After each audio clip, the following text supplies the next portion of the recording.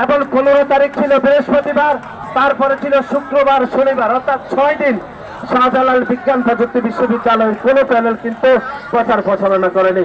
অর্থাৎ 6 দিন যদি 12 দিনের মধ্যে 6 দিন যদি ছাত্র সংসদ নির্বাচনের কোন প্যানেল যদি প্রচার প্রচারণা করতে না পারে, সেই নির্বাচনে কিভাবে প্রতিদ্বন্দ্বিতা হয় সেই বিষয়ে আমি গণমাধ্যমের এখানে যারা বন্ধুরা রয়েছে তাদের কাছে প্রশ্ন রাখতে চাই।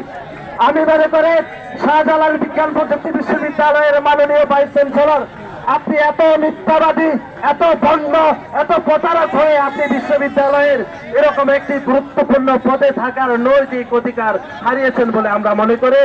এবং অনতিবিলম্বে আমরা শাহজালাল বিজ্ঞান প্রযুক্তি বিশ্ববিদ্যালয়ের মাননীয় ভাইস চ্যান্সেলরকে তার পদটি ছেড়ে দিয়ে শিক্ষার্থীদের স্বার্থে তার পদটি ছেড়ে দেওয়ার জন্য আমরা উদাত্ত আহ্বান জানাচ্ছি।